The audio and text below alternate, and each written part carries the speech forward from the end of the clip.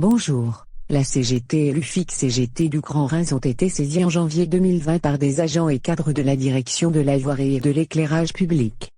En proie à des violences managériales dans un contexte de dysfonctionnements organisationnels sévères, ces 8 collègues se sont également adressés à l'employeur en la personne de la présidente du Grand Reims et DGS. La CGT et l'UFIC-CGT du Grand Reims ont immédiatement écrit à l'autorité territoriale pour faire part de leurs propres observations, saisir le comité hygiène et sécurité des conditions de travail, CHSCT, demander la désignation d'un expert extérieur, en risques psychosociaux, des mesures de sanctions administratives et de mutation pour les auteurs des faits. La CGT et l'UFIC-CGT du Grand Reims ont également fait appel à un conseiller en prévention des RPS et management de la qualité de vie au travail, diplômé de l'université de Cergy-Pontoise, pour établir un questionnaire RPS. Après l'avoir adapté grâce à la contribution de collègues concernés, celui-ci a été transmis à l'ensemble des personnels de la direction de la voirie afin de recueillir leurs paroles. Le niveau de participation des collègues à ce dispositif constitue un indicateur significatif. Le présent document, à travers une analyse quantitative et qualitative tant des réponses au questionnaire que des propos librement exprimés par les agents et cadres de la direction de la voirie et de l'éclairage public sur les parties du formulaire prévues à cet effet.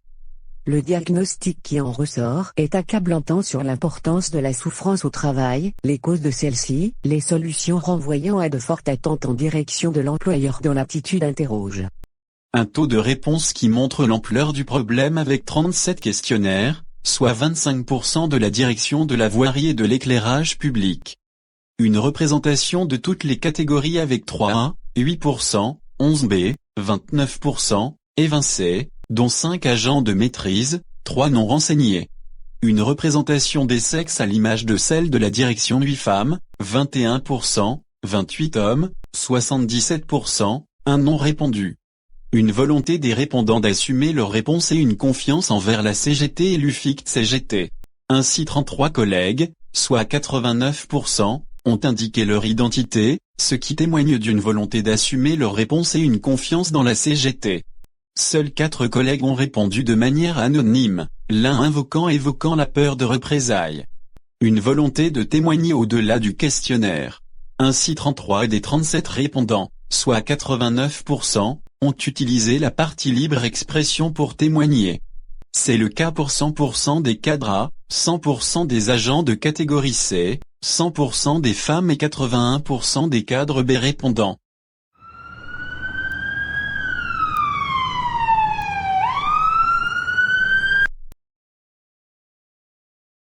« 26 agents ont subi ou observé plusieurs fois ces comportements.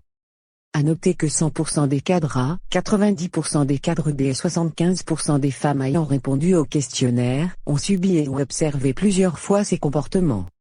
4 collègues soulignent que ces comportements ne sont pas le fait d'une seule et même personne. Violence verbale.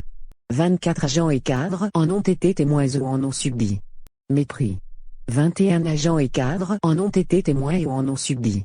Nous notons une surprésentation des zones, 85%. Propos inappropriés. 19 agents et cadres en ont été témoins ou en ont subi. Nous notons une surprésentation des cadres, 47%, et des femmes, 31%. Insultes. 18 agents et cadres en ont été témoins ou en ont subi. Refus de dialogue. 17 agents et cadres en ont été témoins et ou en ont subi. Nous notons une surprésentation des cadres B, 41%. Vexation. 12 agents et cadres en ont été témoins et ou en ont subi. Nous notons une surprésentation des femmes, 33%, agitation physique traduisant l'agressivité d'un collègue. 9 agents et cadres en ont été témoins et ou en ont subi. Nous notons une surreprésentation des femmes, 44%, et des cadres B, 44%, proximité physique traduisant l'agressivité d'un collègue. 8 agents et cadres en ont été témoins et ou en ont subi. Nous notons une très forte surreprésentation des femmes, 75%, injonction paradoxale. 6 agents et cadres en ont été témoins et ou en ont subi. Nous notons une surreprésentation des femmes avec 50%, jet d'objet. Un seul agent a répondu avoir observé un jet d'objet. Mais dans les commentaires.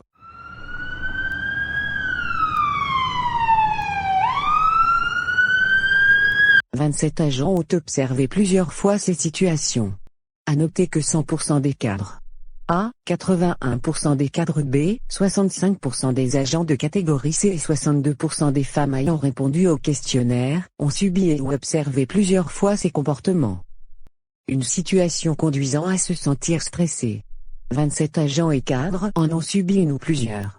Pour 100% des cadres A, 87% des femmes, 80% des agents de catégorie C et 72% des cadres B répondant, c'est le cas. Une situation conduisant à se sentir mal à l'aise. 23 agents et cadres en ont subi une ou plusieurs. Pour 100% des cadres A, 87% des femmes et 72% des cadres B répondant, c'est le cas. Une situation conduisant à se sentir irrité. 21 agents et cadres en ont subi une ou plusieurs. Une situation conduisant à craindre de venir travailler. 18 agents et cadres en ont subi une ou plusieurs. Une situation conduisant à se sentir menacé. 12 agents et cadres en ont subi une ou plusieurs. Une situation conduisant à pleurer. 10 agents et cadres en ont subi une ou plusieurs. Nous notons une surreprésentation des femmes, avec 60%. Une situation conduisant à se sentir en danger. 9 agents et cadres en ont subi une ou plusieurs. Nous notons une surreprésentation des femmes avec 44%.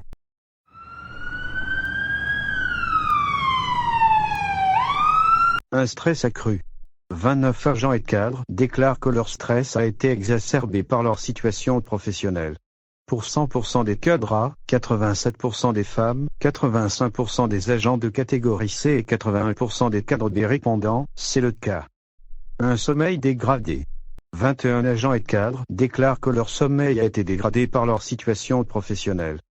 Une vie familiale contaminée. 19 agents et cadres déclarent que leur vie familiale a été contaminée par leur situation professionnelle. Pour 100% des cadres A, 87% des femmes et 72% des cadres B répondants, c'est le cas. Un appétit troublé. 10 agents et cadres déclarent que leur appétit a été troublé par leur situation professionnelle. Un suivi par un médecin généraliste et parfois un spécialiste. 12 agents ont déclaré être suivis en raison de leur situation professionnelle par un médecin généraliste. 5 agents par un spécialiste.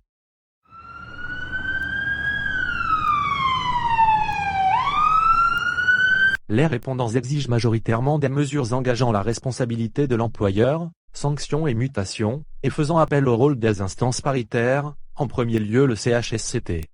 Un rappel à comportement et obligations par l'employeur. 24 agents et cadres demandent à l'employeur d'exercer sa responsabilité à travers un tel rappel débouchant sur une sanction disciplinaire. Une mobilité contrainte pour les auteurs des faits. 20 agents et cadres demandent une mesure d'ordre interne, à savoir une mutation contrainte pour nécessité de service et bon fonctionnement de l'administration, pour les auteurs des faits. Le recours à un expert RPS mandaté par le CSHCT. Ainsi, 23 agents et cadres demandent la désignation par le CHSCT d'un expert RPS. À noter que 81% des cadres B répondants sont favorables à un tel recours. La saisine du CHSCT. Ainsi, 20 agents et cadres demandent la saisine du CHSCT, compétent pour traiter de telles situations.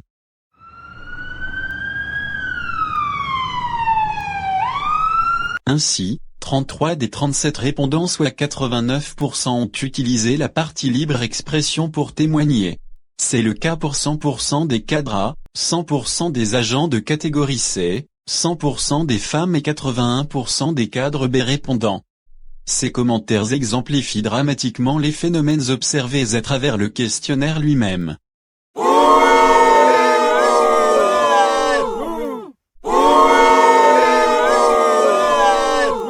La situation est délétère entre les agents. Il n'y a plus de confiance. C'est le règne des accusations sans fondement, j'en ai été victime. Le moral et l'ambiance générale au sein de la direction sont impactés. La situation est insupportable. Portes qui claquent, hurlements dans les couloirs, insultes, vexations, mépris, violence verbale, violence physique envers le matériel, rien d'étonnant de voir de plus en plus de collègues en congé maladie ou tout simplement partir. J'ai vu un agent masculin s'en prendre verbalement à un agent de sexe féminin en l'insultant, la rabaissant et faire preuve d'intimidation. J'observe de l'abattement, de la tristesse, des demandes de mutation, des arrêts de travail. Le climat est conflictuel et pour certains diffamatoire. Il y a un mal-être certain au sein de la voirie et un manque de communication. surtout au niveau chef de service. Ces comportements doivent cesser pour que chacun puisse retrouver une sérénité dans sa vie professionnelle. Bonjour est un terme inconnu chez certains. Oui, le respect d'autrui commence par un bonjour. Je vis, une situation inacceptable où même la politesse et le respect sont inexistants. Ce contexte doit cesser et la sérénité revenir.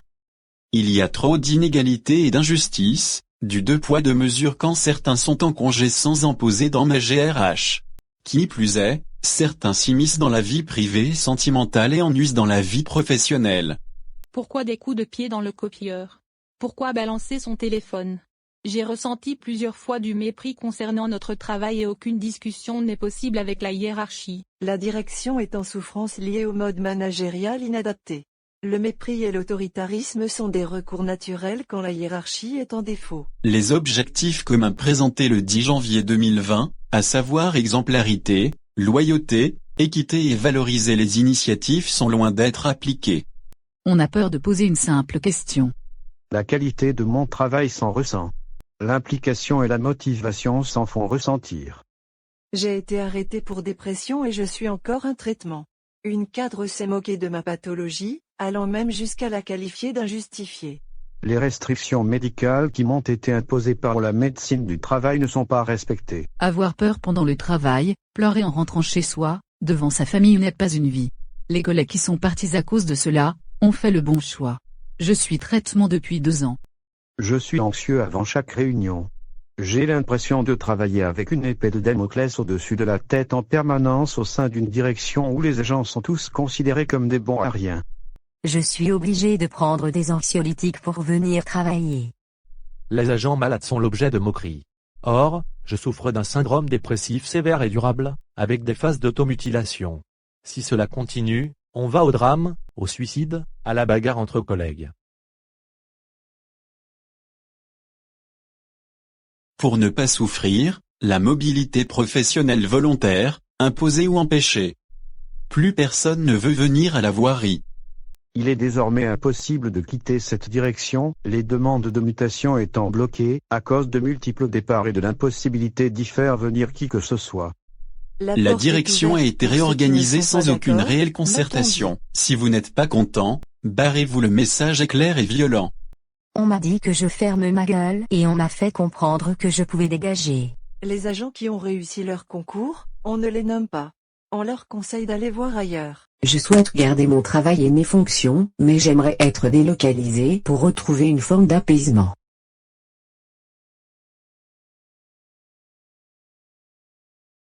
Un recadrage du fonctionnement de la direction en prenant en compte les besoins et les aspirations des agents doit être mis en œuvre. La situation est catastrophique depuis les différentes réorganisations, il n'y a plus de ligne de conduite ni cohérence.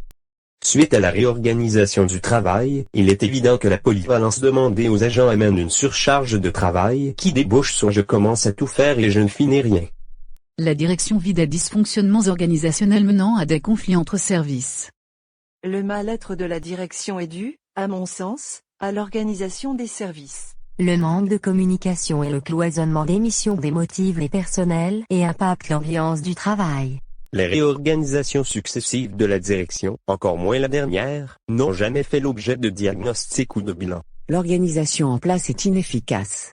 Les process ne sont pas adaptés avec un délai de réactivité inadapté et des circuits de validation longs. L'organisation du travail est actuellement très compliquée.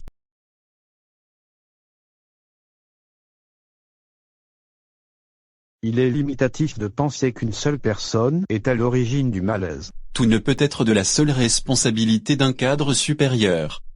La pression actuelle de l'encadrement est un poids, pour ceux qui travaillent, la démotivation s'en ressent. Organisation tentaculaire au sein du service qui entraîne. On ne sait pas qui fait quoi et comment.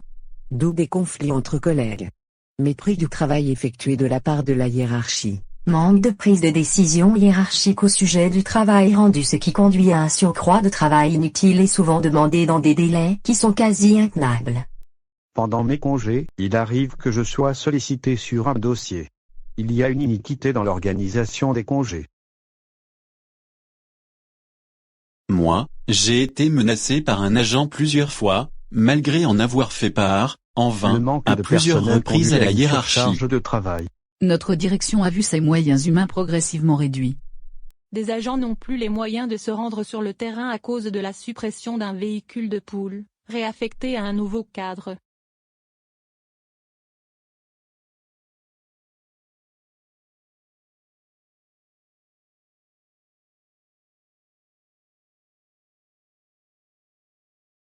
La situation est connue de la hiérarchie. Moi, j'ai été menacé par un agent plusieurs fois, malgré en avoir fait part, en vain à plusieurs reprises, à la hiérarchie. Un agent qui a agressé une collègue et l'a menacé physiquement est très clairement couvert. Il est plus que temps d'assurer la protection des agents qui subissent ces formes de violence. Je déplore le manque de mesures disciplinaires prises à l'égard d'un agent qui m'a agressé verbalement ainsi que plusieurs de mes collègues. À quand une prise de conscience de ce que les agents de la direction vivent au quotidien? Tout le monde est informé de ce qui se passe dans cette direction. Une enquête RPS a déjà été réalisée.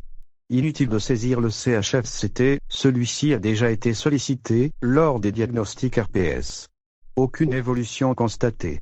Les résultats de ce travail de questionnement des collègues de la direction de la voirie et de l'éclairage public démontrent de très fortes attentes au nombre de 5. Premièrement, l'action de l'employeur. Deuxièmement, la saisine du comité hygiène et sécurité des conditions de travail ou CHSCT. Troisièmement, la désignation d'un expert externe au Grand Reims, spécialiste des risques psychosociaux ou RPS. Quatrièmement, la mise en œuvre de sanctions et de mutations pour les auteurs d'actes inappropriés. Cinquièmement, l'élaboration collective, participative et démocratique d'un fonctionnement organisationnel apaisé conduisant à une sérénité au travail. La CGT et l'UFIC-CGT du Grand Reims porteront les résultats de cette enquête RPS afin de transformer la réalité quotidienne des collègues de la direction de la voirie et de l'éclairage public. Cette situation démontre l'utilité, premièrement du CHSCT que la loi du sort dite de transformation de la fonction publique supprimera en 2022. Deuxièmement des syndicats de lutte, comme la CGT et le FIC-CGT en tant qu'outil de défense des agents et cadres. Défendez-vous. Syndiquez-vous à la CGT et l'UFIC-CGT du Grand Reims. Retrouvez sur notre site internet au format PDF, les réponses, les témoignages et leur analyse.